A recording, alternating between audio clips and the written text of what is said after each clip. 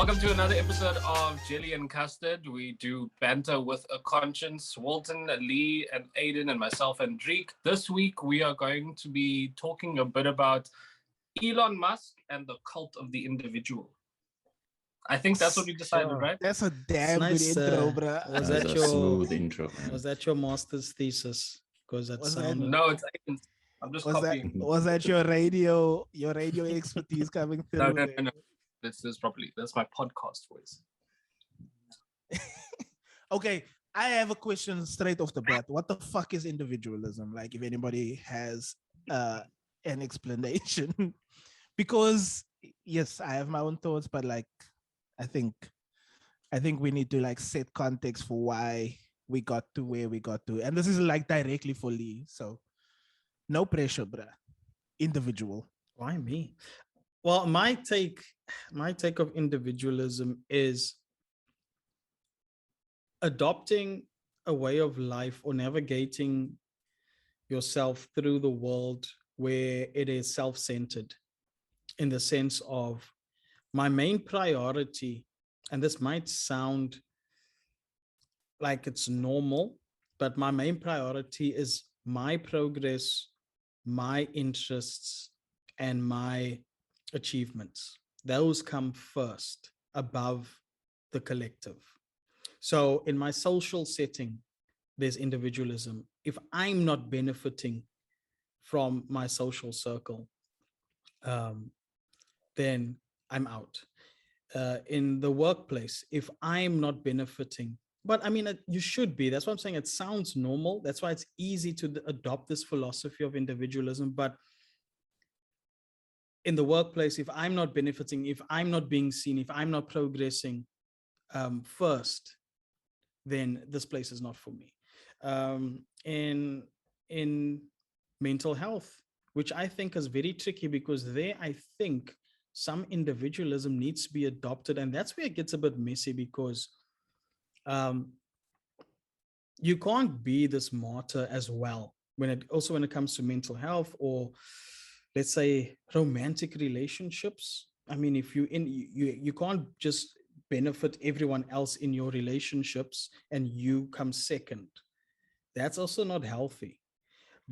But I think how it's been given to us, or how it's been presented to us in the last 7 years, or let's say 5 years, where it's really pushed now, it's consumer centric. It benefits corporations to push individualism, and it takes us apart and away from our communities, from engaging with people outside our status, if there's such a thing, our social circles, because a lot of relationships now, friendships, relationships, anything is become so transactional. Like, surround yourself with winners so you will win, or surround yourself with high achievers and through osmosis you will be an achiever, or some shit like that. That is individualism. Osmosis. Yeah, like but that's what they say, like, oh, just surround yourself with these people, and like, that's called networking, bruh. I mean, so, and it's really, communities and the collective are really starting to feel that, because people start justifying keeping what they have to themselves, whether it's intellectually, financially, physically, like not helping out and all that. They justify that through this thing of, no, I'm taking care of me first. And no one bats an eye. Like, everyone's like, yeah, that's right, we need to take care of ourselves and shit like that. Individualism for me is seen as something that is counterproductive to the collective. It's becoming toxic, and it's very easy to push onto people. And it's also in favor of capitalism and corporates who push self-care as buying a shitload of products and spoiling yourself. You deserve it. Yeah. You deserve it. Buy yourself that iPhone. That's your birthday. Yeah. Buy yourself 70 different skin creams, because yes, that's self-care. Like, that is self-care, not like, not collective action, not anti-capitalism. Those things are not self-care. Yeah. buying our product, that Yes. is the real self-care. So yeah. I thank you for that, and I want to open it up to the group. But I also want to say, just for broader context, there is the kind of antithesis of individualism, uh, which is, and this is like very generally speaking, which would be called collectivism, often kind of marked with communist politics, communal, cooperative kind of community-based politics, and it's a philosophical approach that emphasizes the well-being of the collective, um, as opposed to emphasizing the importance of the individual over all other like actors in a society. Um, and then there's also the other there's like one last thing, is that I will say that there is a difference between like individualism and self-preservation. So like the mental health example that you made, I would say that is an example of self-preservation. Like sometimes you have, I as a person, with my own mental health things, I firmly believe that my mental health struggle is actually a communal struggle. It's a struggle that I can only actually deal with in community with other people, because that's how I live my life.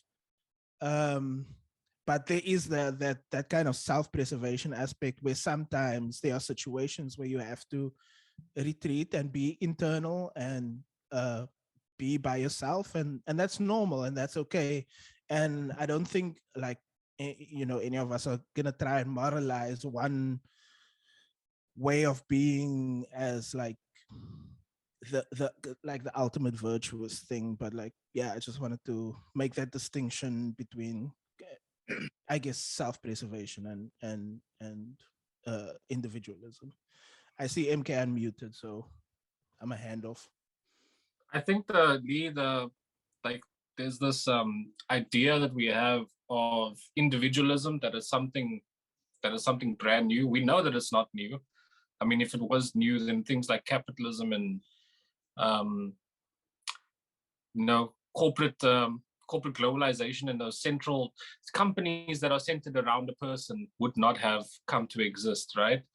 But I think the big lie of an outside perspective of individualism is that individualism happens with a single person. Because for that person, for that individual person, because I think, and also within individualism itself, it's a lie. Because like your example of surround yourself with winners, right? That's also community building. That's also creating a community of people that believe that they are exceptional individuals. And through and through, we've seen that community is the thing that builds success. That even if I am I don't know, maybe out of 100 people that I'm friends with, maybe I'm the best at accounting or some shit, and I start a business, right? It's only going to be as strong as the support I receive from those 99 other people. But like with examples like, say, for instance, Elon Musk or Jeff Bezos or whoever that make these world-shattering decisions on their own, but at the same time present themselves as being an everyman, I think that is brand new for the last maybe 25 years. Like, we haven't had somebody on their own decide what is freedom of speech. We haven't had somebody on their own decide, you know what, I don't list for Earth anymore. I'm going to fuck us all to space now. And start another capitalistic venture in that direction, and potentially have catastrophic results for the atmosphere. Like, how much trash is going to be left in space, how much debris is going to be left in space, because I've been watching like interesting docus on the fact that there are hundreds and thousands of pieces of debris just floating around our Earth. and it's getting more and more difficult for us to send satellites and spacecraft in because they move so fast, and it's just people that just while they're up there they leave things there. So I don't know. So what is it's clear new. and apparent is that individualism Is dangerous. bears collective action, like bears collective consequence rather. Yeah. It's like, you know, the cult of Elon Musk, the cult of Richard Branson in the 90s. I think we forget about Richard Branson sometimes. But like in a very real sense, he was one of those.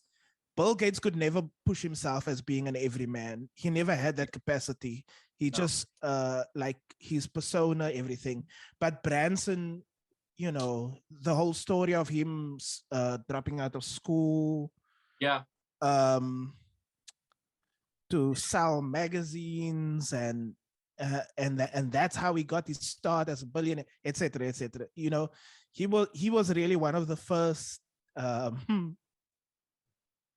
that I can remember of our kind of growing up as an example of one of those billionaires who was really attempting to market themselves as an every person. I think he was like one of the first like celeb businessmen, like glamorized it, and that's the thing, like the way, like having supermodels on the plane and in pictures, posing with Mandela. And you must look at like Virgin Mega stores or Virgin stores in the 80s and the late 80s. Actually, it was like clubs, bro. You'd go hang out there, and that's what, like, it was this cool thing, and he would be at all the parties and all that. And that's what's coming in again. These celebs are becoming, I mean, business people and entrepreneurship is becoming celebritized, if that's a word.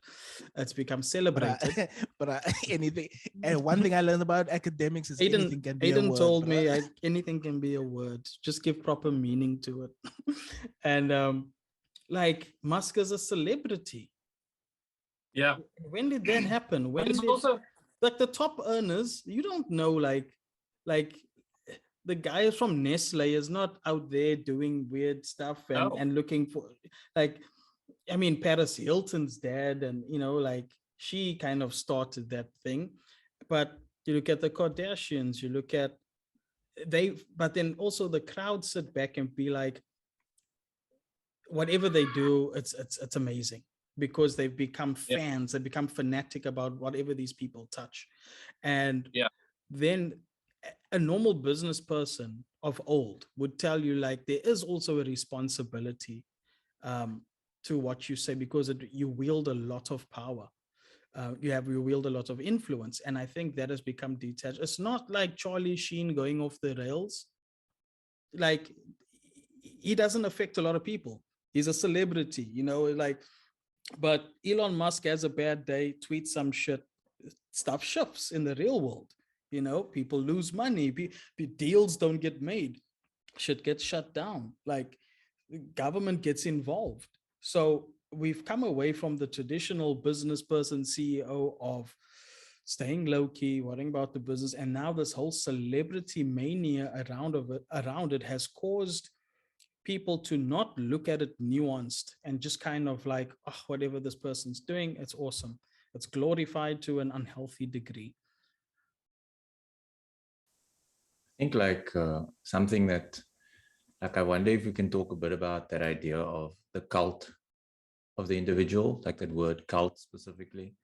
Like, I think that it's very interesting that we speak of it in those terms, because if it is a cult of the individual, then there's a worshipping going on, right? Like, there's a worshipping of a particular ethos, a particular set of ideals about the world, a particular way how to live, etc., right? And if individualism is something to be worshipped, then what is the end of it? Like, what is the ultimate kind of, I want to say goal of individualism, but if one kind of invests oneself in Elon Musk, Jordan Peterson, all these kinds of like figures of, I guess, a conservative traditionalist kind of individualism, like, what is the end of that? What does success look like? I think that's a conversation we must also have. Like, You know, does aspiring to be like Elon Musk, like what do you aspire, like what is your idea of success if you aspire to be like Elon Musk? You know what I'm saying? Like I saw a tweet, like I saw a tweet the other day, or actually today, and the tweet was like, by age 30, your friends should be talking about investing and creating rather than like what they watch on Netflix and stuff. And someone retweeted that and was like, you don't want friends, you want the board of directors. Like, do you know what I'm saying? And that's an interesting, like, just in the conversation around community, like, if your goal, if you are in a cult of individualism, what is community to you? Right? Community is like being with a bunch of people who, sorry, Lee. Yeah, you mustn't do that. Yeah, I don't know. I just thought I'd throw that out there. I will, like, I mean, this is a great question, and it comes to like the kind of existential question of individualism. Like, what does it, what does it do to us, and what does it cause us to do to each other? But I think like in part, an answer to your question, I think, would be something that Lee said earlier, where community becomes purely transactional. And I think what's difficult, so I've been in the States for the last 3 years, and I think what's difficult about being in the States is that the like cults of individual, the cult of the individual is very much entrenched into daily interactions. And so a lot of daily interactions are about how does this transaction benefit me? And therefore, should I engage in this transaction at all with this other person? And for me, that's just not the way that I want to live. Like it's like it's soul crashing. But I think like if all of our sets of social interactions become about what I can get out of it, not in a like emotional or a human growth kind of sense, but like in a so I was saying, so much of daily interaction becomes about like what is transactional, and this is something that Lee pointed to early on in the recording. And I think my concern is that this transactional approach to relations between people forces people into isolation even more than they already are. And like I was saying, I think that there are these big violences that happen in the world. There are wars, and there's explosions in space and rockets exploding, Elon Musk tweeting, and the whole market crashing.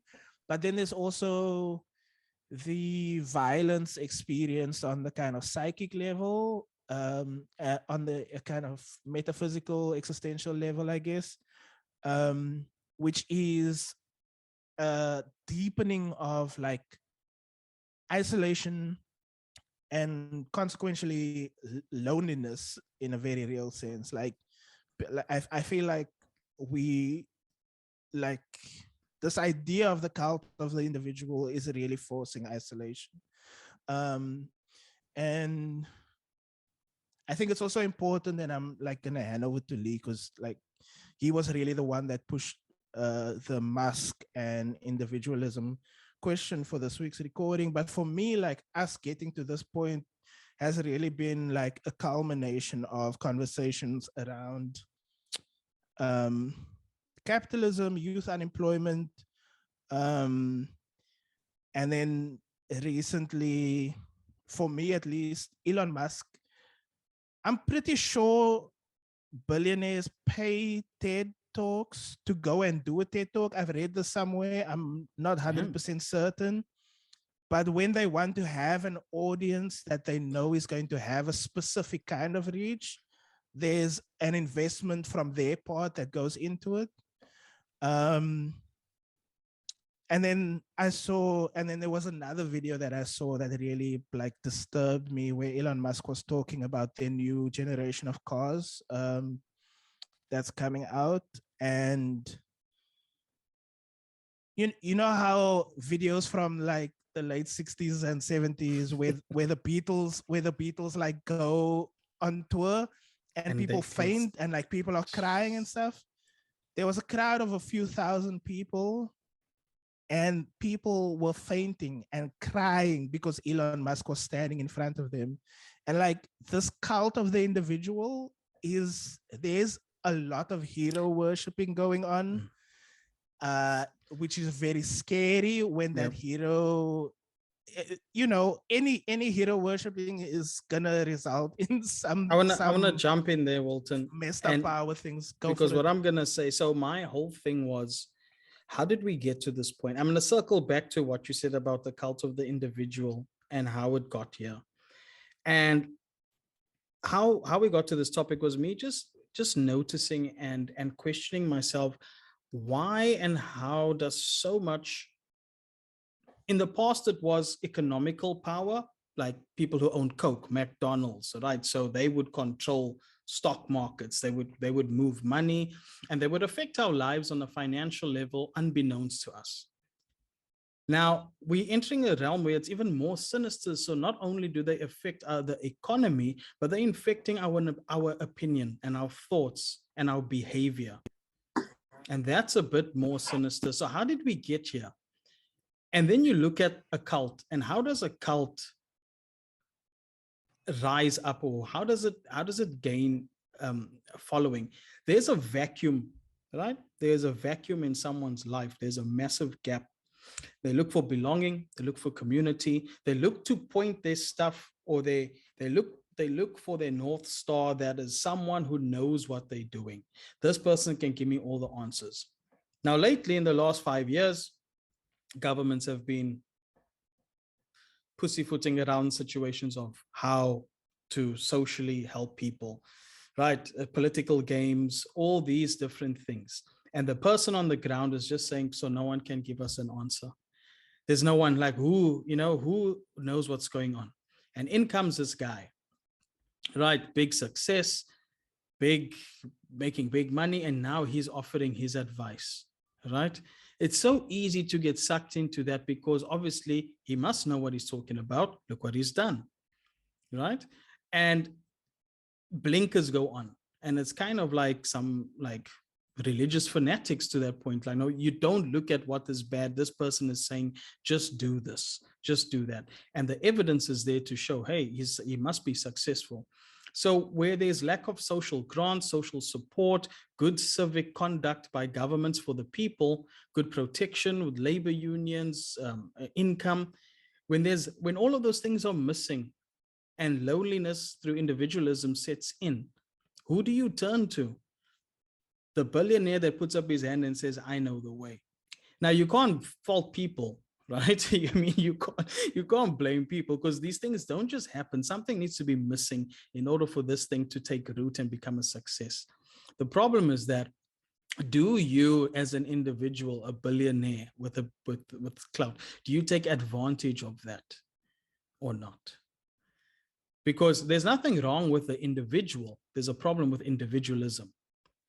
Because any good community needs great individuals working for the community. You know what I mean? Like, we're not saying we must all be one mess, right? Bland bowl of fucking porridge. We need individuals. We need leaders. We need innovators. We need these people, right? Because we can't progress without, if everyone had to be the same. But to what ends, or to what is your motive? What is your intention? Is it for the greater good? Is it? Now this bra comes out and he says something like, oh yeah, no, space tourism will be very affordable. Most people in the world can afford it. It's about 100 grand. Like, you are so detached. You are so detached with what people earn. So dude, the thing of the world, the thing of like this being a kind of cult of the individual, like how does this happen? That was my thing. Like how does this person get so much clout and leverage? And because obviously something was lacking in our society and in our governments for so long that people are probably, okay, let's listen to this, bro. Let's see what he can do. And they do it with blinkers, bro. They just do it. I don't know what your thoughts I think, are. yeah, I think that and these are not words that I generally put in the same sentence, but I think an insightful thing for me has been to try and listen to what Jordan Peterson is actually saying.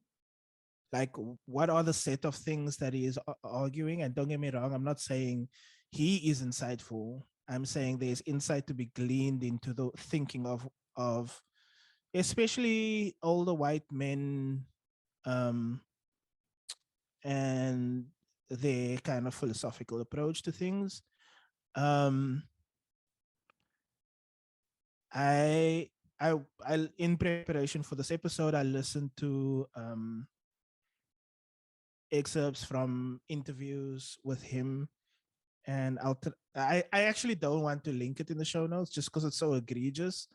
But I'm just letting folks know that I had to do this. Um, and in there, he was talking about the what for him is the importance of the individual and the rise of the individual, and it's all based in like kind of fundamental Christian mythology, um, and and and in his sense, kind of very Protestant, um, fundamental Christian mythology. Um, the kind of rise of the individual worshiper, sans priest, sans pope, etc., etc. Um, but then he goes back even further. Well, no, he doesn't go back even. Well, yeah. He's thinking about the rise of the person who reads quietly to themselves as a kind of existential moment of the emergence of the individualist, the person who is practicing individualism, depriving themselves of community and depriving the community of themselves.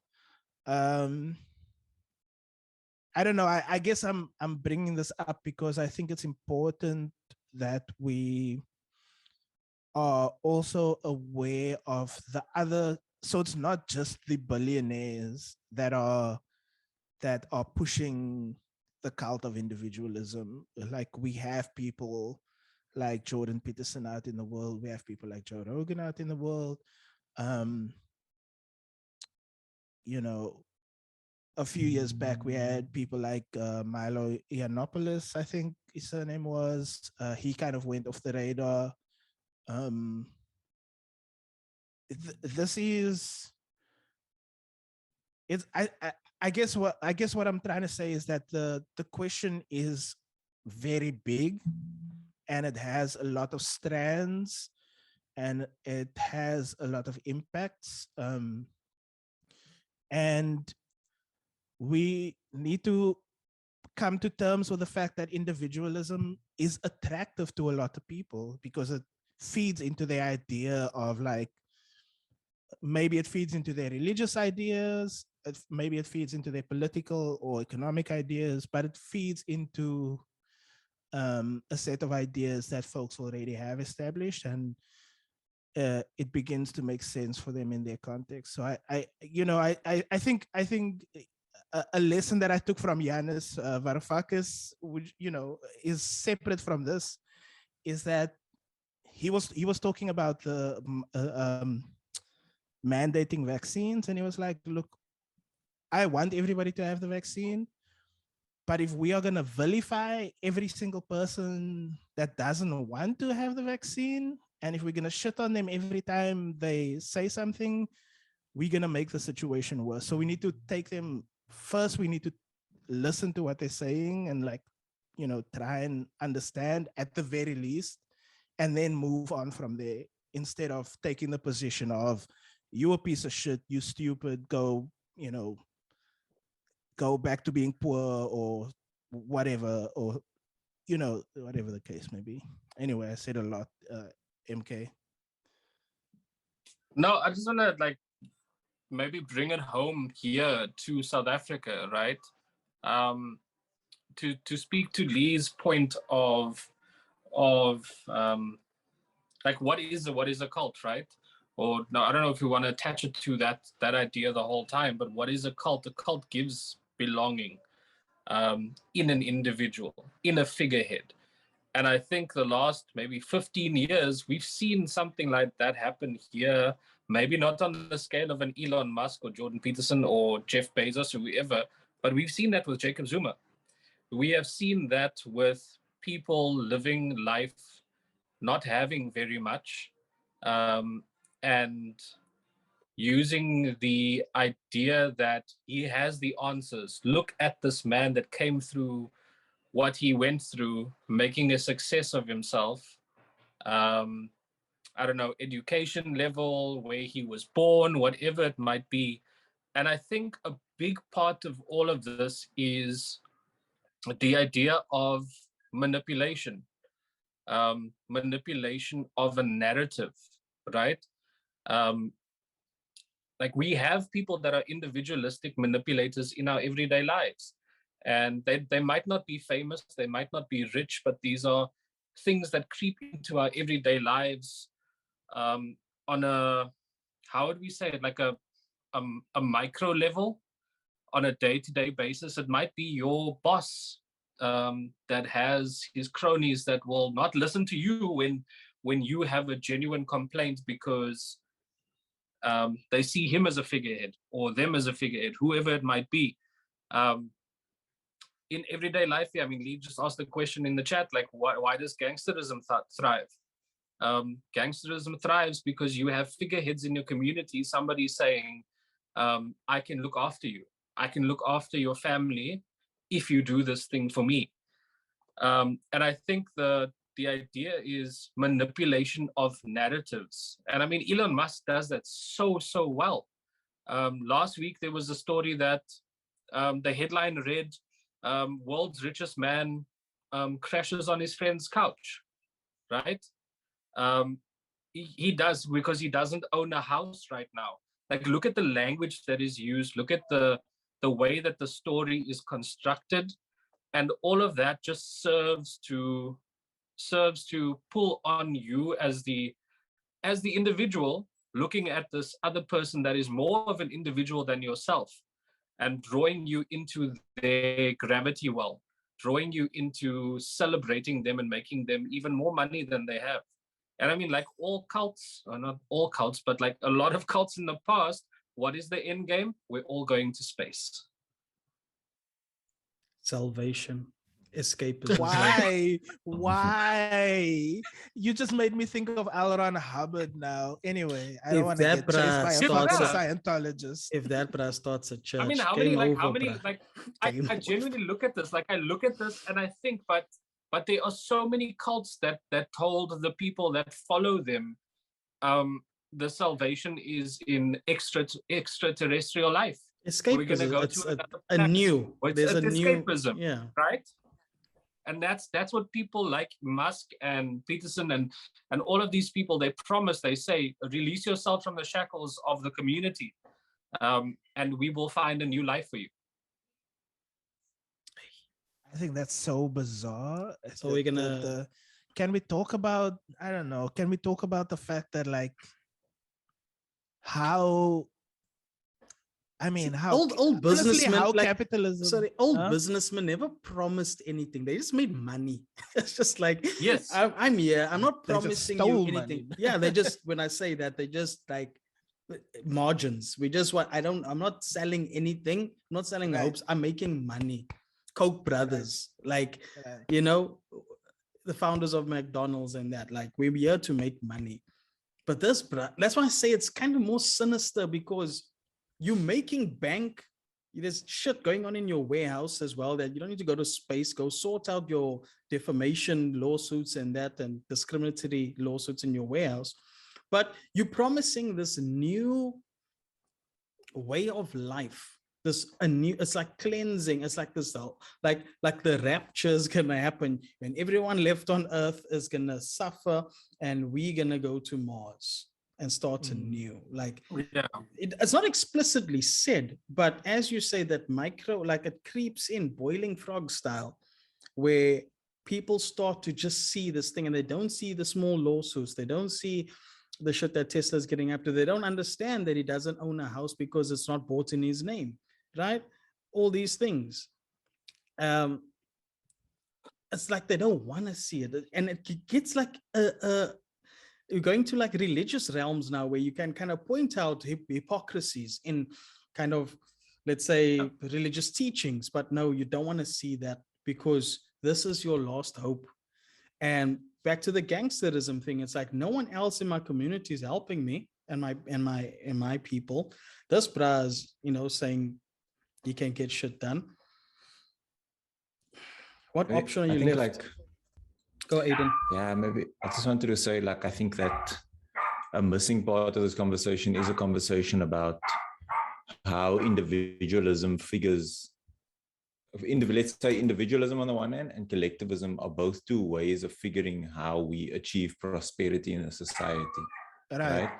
So okay, so as a collective, how do we be prosperous? Right? Versus as an individual, how do we be prosperous? And I think that we live in a moment, we have been living in a moment for a very long time, that the unit or the kind of structure through which one achieves prosperity is solely figured around the individual as opposed to the collective or the community, or do you know what I'm saying? Yeah. So for example, the idea of success, like you spoke about gangsterism, right? Gangsterism emerges in communities where it's precarious, right? Mm-hmm. And people are think of the idea of the hustle, right? Like people are trying to find ways to sorry, my cat just walked past and just so cute, told me 1-2 things. Well, I hope there was a cat, but I didn't have my cat. That was my cat, guys. So no, but I got a fox. Yeah, bro. What was I saying? Prosperity precarious environments, gangsterism. So, and everyone's trying to, the hustle. That precarious environment is, and the hustle. And people are trying to not just make ends, but people are trying to secure some sort of financial and financial security that would then enable emotional security, etc., etc., etc. But within the confines of an individualistic discourse, right? Whereas where they see where one almost acts along the script of cost benefit, right? Like economic, you act almost in an economic way, right? So think about the way people divide their time to like productivity culture, for example, right? If you just work hard, you can get to where Elon Musk is, right? No, Elon Musk inherited his money from his parents, man, who got it from mining emeralds or something. I don't know. I don't know the story. Yeah, but also he was just exposed to different things at a young age and had multiple passports that allowed him access to different spaces. Like any amount of hard work is not going to get you into those spaces. Sorry. So yeah, so the point that I'm making is to what extent is, I think that we've been having this conversation already, individualism is an insidious thing. It's not just in your Elon Musks and in your Jordan Petersons, it's in a lot of everyday things. Do you know what I'm saying? You see Absolutely. Are you depressed? Go walk outside. It's all on you, my friend. Yeah. You're the one with the problem. Do you know what I mean? Not society. It's the reduction, you as an individual must now take responsibility for the world. And that's something that is completely detached from, you know what I'm saying? Yeah, Lee.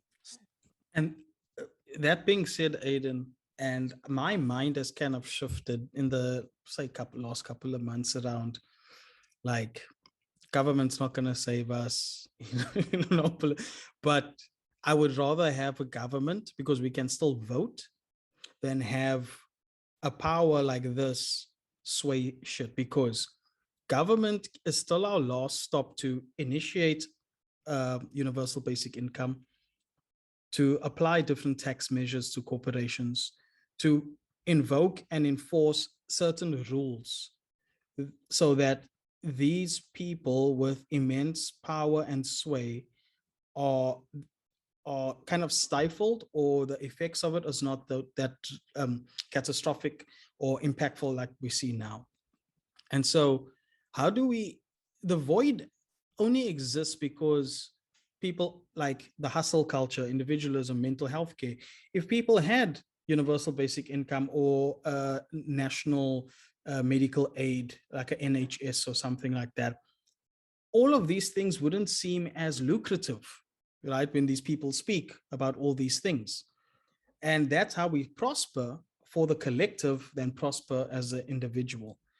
And so now I'm going to say it again, like, we should vote according to what we want to see.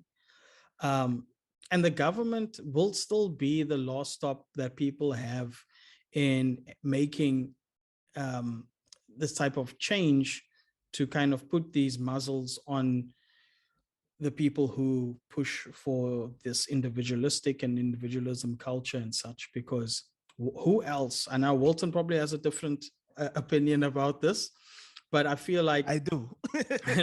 I know you, my friend, but I feel like my mind is starting to change a bit about government's role in this, because now they just bring in the people, they question them, and then they send them home. Like, Zuckerberg, come in, we're going to question you. What happened with this? What happened with that? There's clear evidence that Instagram they know how it affects young female users, and they push that. Now what? Slap on the wrist, no fine. Just, like, that's not enough. That's not enough. Yeah. So I still feel it's up to us now to kind of still push the right people in the seats to make the votes, but that's a bit idealistic.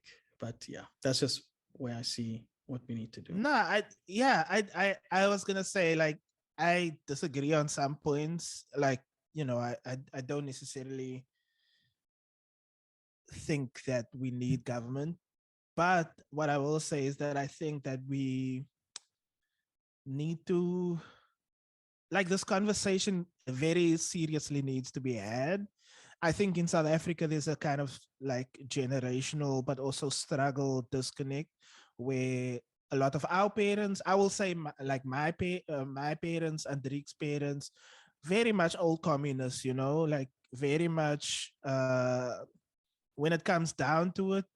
Now, they've largely abandoned the ANC, but to a kind of institutional extent, they still believe in the importance of, like, the government and like what government can do, etc. But I think, like, something that Aiden said in a previous episode around kind of like what is the state and what is government, and how does government operate in aid of the state. Like, if we are going to continue on practicing some sort of governance, I don't like the authoritarian kind of thing that we have going. But if we are to continue, say we take the socialist to communist model, we are going to progress to the point where we get to eventually not needing an overarching government, etc. To get to that point, we need something in the interim, right? Like, we need a practice in the interim. And I think, like, we need to be figuring out what that looks like for us, for our kids, but also for our parents who are still very much alive, who are very much part of the guidance that we have in the world. but who are sometimes separate of these kinds of conversations. They're not necessarily engaged in. I suspect anarchism might still be a swear word in a lot of these circles, for instance. You know what I mean? Uh, uh, Let's and find out. Bring your dad. I'm gonna let's find invite your out. dad on. Yeah. Yeah, yeah. My dad and Nana maybe. Yeah, I understand. We must Anarchism. bring Andrik's mom. Dirty words. That It's dirty 80s, words. That That. was. that 80s anarchism. And I just think I just think that there's like an extensive conversation that needs to be had. While we're having all these political philosophical conversations, we need to be thinking about like, okay, so how are we going to act in a way that is not anti the individual, because the individual is important. People must understand that none of us are saying that the individual as an entity in a society Yeah. is not important. We are not saying that. Like, the individual is important. Individualism as a practice of philosophy and politics has detrimental effects socially, but also like inside yourself. You become more isolated. You become more lonely. You know, you engage in transactional in relations with people, because that's how you get ahead in life. That's the only way to get ahead in life, etc. So while we are having all these conversations, I think we also need to be thinking about like, okay, so how do we engage in communal work? Like, how do we, and I'm not saying like we all need to start a communal farm like today, because that's gonna cost like hundreds of thousands of rands each. But there are ways to think about communal work, like, and this, you know, this could be an opportunity to do that. Anyway, diatribe over. Also, I think, know we're like, coming to an hour, so I don't want to like take any more time. Sorry, Aiden. yeah, can I quickly just say something about like practice and stuff? I've been reading this book by Jenny Odell called How to Do Nothing, Resisting the Attention Economy. And it hasn't taught me how to do nothing yet or be idle, which is a dream of mine. Hopefully one day in my future or my children's future, we can all be idle and do nothing. It's a dream. But I think to connect, like what you were saying, Walton, with a practice, ways of resisting an individualistic discourse that promotes the kinds of, I guess one can call it like uncaring ways, very crude formulation, but like the ways in which we treat each other as transactions, as utility, as means of making value, I guess. The problem now is that we are faced with, we are in the throes of techno-feudalism, right? Like the platforms determine how we communicate with each other. And even how one organizes resistance to the powers that be are determined by these platforms that are controlled and determined by the kind of big corporations, by states, etc., etc. And one of the points that this person makes is like that, like modern day like political regimes are not interested in like repressing dissent or like enforcing silence, etc. Like really what they want to do is like proliferate chatter, like just like constant opinion and discourse that makes that very opinion and discourse seem irrelevant, and any kind of thought on that thing like just ridiculous and like pointless. And I think like if you think of the ways in which conversations around Jordan Peterson, for example, on the left has been happening, and the response by adherents of Jordan Peterson, they've kind of just snubbed it. They said, yeah, you know, like these leftists are just carrying on talking about nonsense. And I think that's not a case of like, oh, the arguments that leftists are making about Jordan Peterson don't have any effect. I think it's just a case of like the political discourse within which those things are happening. And I think like if we can have a practice that can deal with that, then maybe, you know, we'll be closer to being idle, man. Like I just wanted to be lazy and do nothing.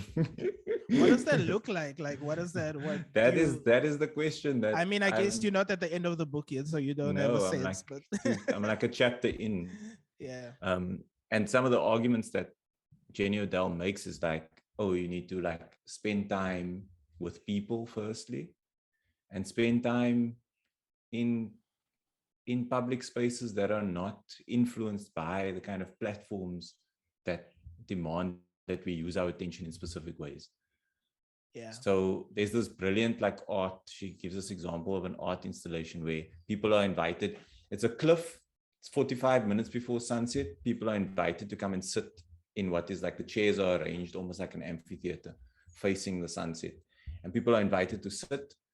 They are told not to take any pictures. They are not allowed to talk to each other. The sun sets. After the sun sets, they are encouraged to clap hands and like applause, and then they are served refreshments. And it was like this way of like disrupting the kind of like you go like art gallery vibe. Almost as if, yeah, but it's also like capturing, like everything needs to be monetized, man. Like that is also a conversation we must have again. Like can we have? Yeah. I have the topic for the next episode already, which is innovation and like innovation. What was it like? The idea is that without capitalism, you wouldn't get innovation. That fallacy. Right? That fallacy and all the biggest, but like, and then my argument is that during a lot of the world wars, there was a lot of innovation, but it wasn't up for money. It was for it was for get blitzed, but it was for it was for in the infiltrating. It was for that, like, you know what I mean? So the idea is that, oh, if people are idle, there'll be no innovation. And I'd like to argue against that as well. But I mean, a lot of like the shit we're using now, the stuff on my head, how I'm talking to you guys now, all comes from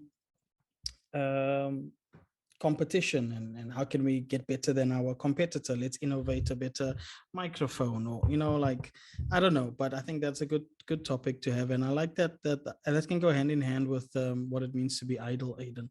I think that's something we need. And I like this idea of getting away from the spaces that influence how we,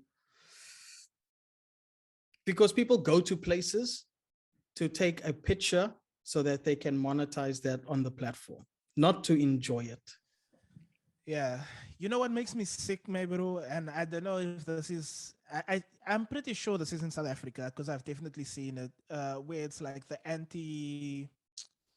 anti-vagrant like architecture in public spaces. So yeah, in Providence, like sick. all the public benches are like individualized, portioned, so that there's like a steel bar that goes up. So if you're at the bus stop, like someone can't sleep there, for instance, because there's like 4 or 5 bars on every bench.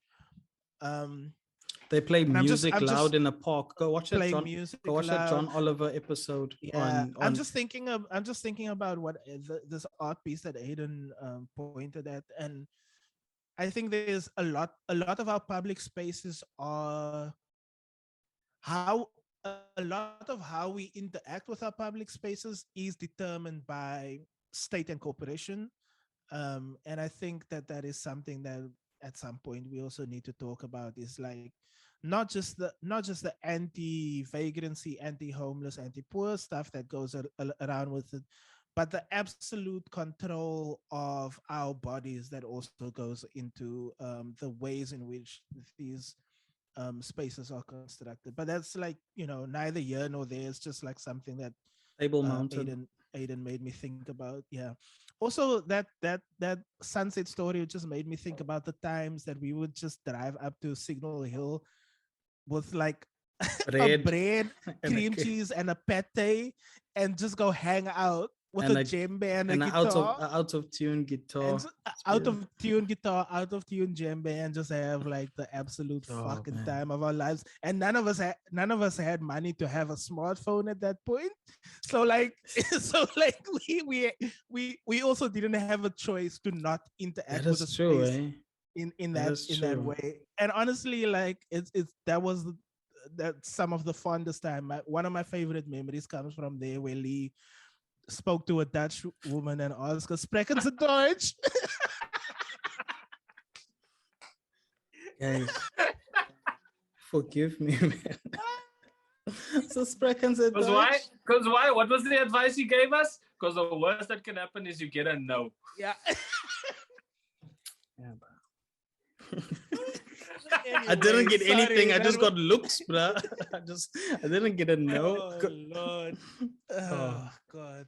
That's my friend. That's my best friend there. But The special one. anyway, Anyone- guys, I don't know if anything anybody in has closing? No? thoughts. Sorry. Yeah. MK? Wel enige iemand 'n gebedjie sê vir ons op hierdie All Sondag. right. Okay. All right. This has been a lekker episode. Well, I've experienced it as lekker episode of Jelly and Custard. I hope you enjoyed it as well. Whatever you do after you get through this, at the end of this episode, go follow us on the socials, on Instagram, TikTok, go on Facebook and Twitter. Give us a follow. We are going to be launching some cool side projects in the near future, which might possibly include a Patreon, might possibly include merchandise. Who knows? We don't know yet because we don't plan that far ahead. But I hope that you enjoyed this episode, and we'll catch you on the next one. Thank you to my esteemed colleagues and best friends, Aiden, Walter, and Lee.